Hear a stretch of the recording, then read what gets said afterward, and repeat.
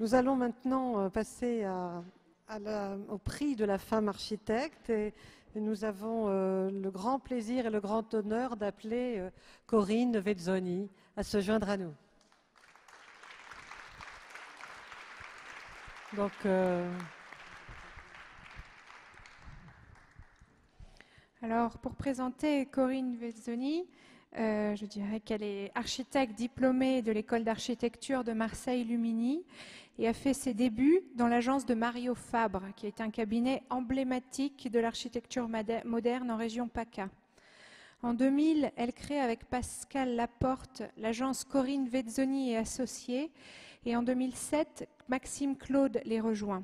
Elle est chargée de cours à l'Université de Provence pour le master d'aménagement et d'urbanisme depuis 2006 et enseignante invitée au sein de l'école polytechnique de Marseille-Château-Gombert depuis 2009.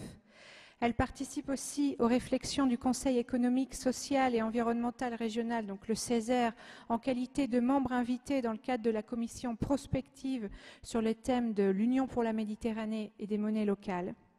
Corinne Vezzoni est aussi promue marraine de la première promotion HMONP à l'école d'architecture de Lumini et de la promotion 2009-2012 de Polytech, ainsi que des promotions 2005 et 2010 de l'Ordre des architectes de Corse.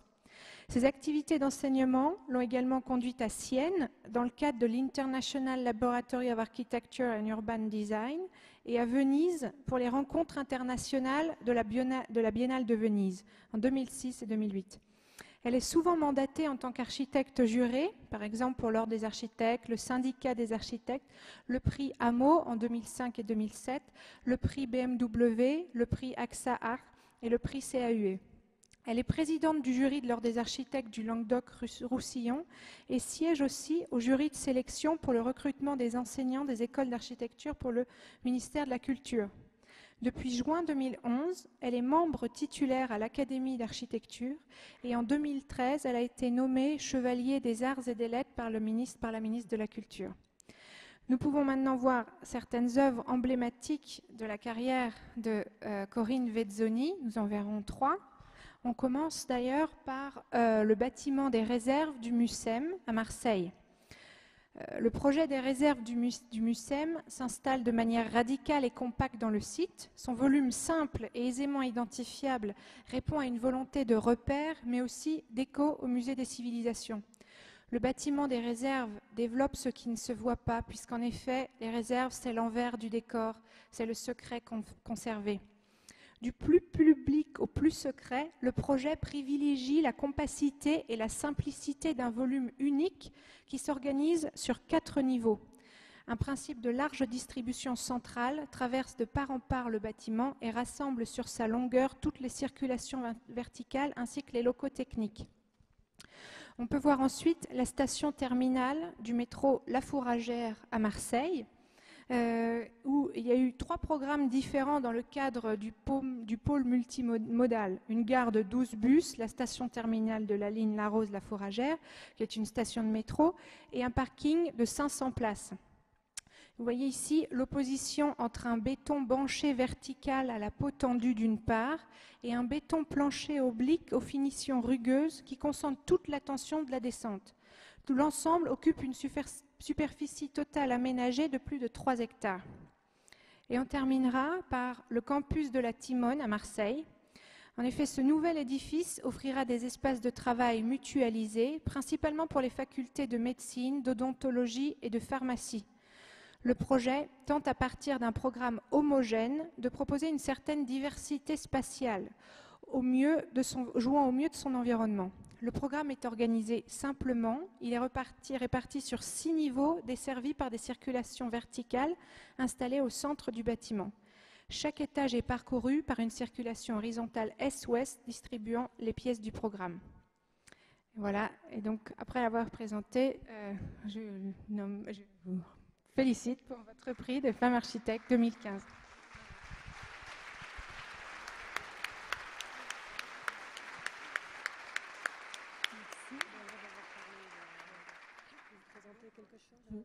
Oui, bon ça, merci aux membres du jury, merci de ce prix qui qui m'honore d'autant plus que celles qui m'ont précédée sont des architectes que j'admire particulièrement, Odile Deck, Manuel Gautran, Christian Schmückel-Moulard, qui sont pour moi des vrais modèles. Et également, j'associe bien sûr mon équipe à ce prix.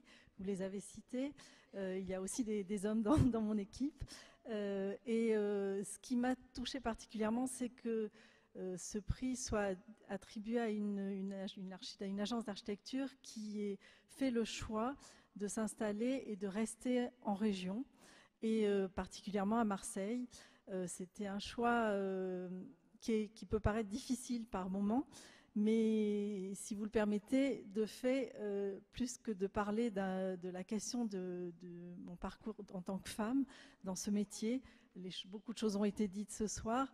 Je vous parlerai plus particulièrement de Marseille, parce que Marseille a porté réellement mon travail, ma réflexion. Elle a nourri la réflexion de l'agence.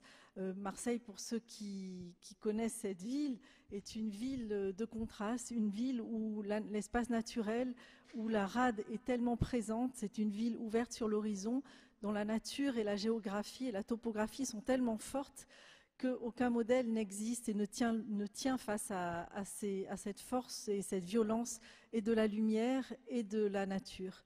Et cette violence-là, il fallait la gérer.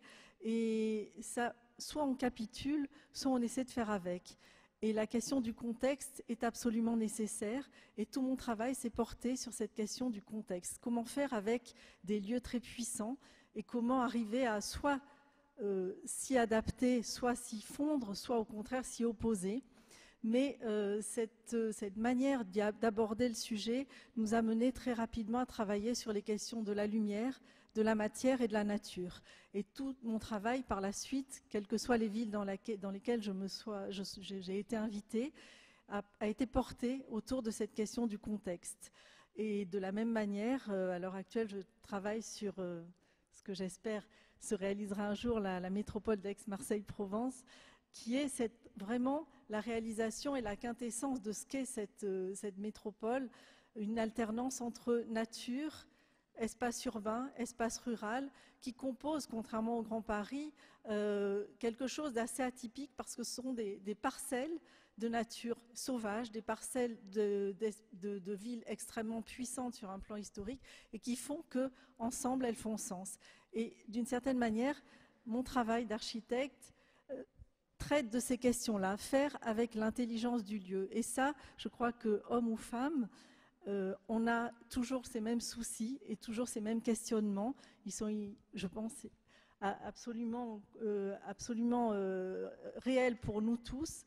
Et je crois que finalement, faire avec ce que le territoire nous offre sous les yeux et essayer d'être dans le prolongement, faire d'une certaine manière avec l'histoire d'un lieu ou l'histoire d'un environnement, c'est quelque chose qui appartient à nous tous architectes, quelles que soient nos origines ou nos formations. Donc je vous souhaite surtout cette année-là une très belle année et je vous remercie pour ce prix.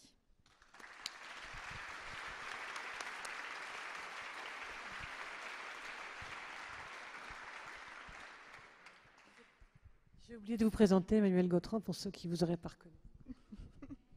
Bonsoir. Juste quelques mots pour féliciter Corinne Vezzoni pour ce prix.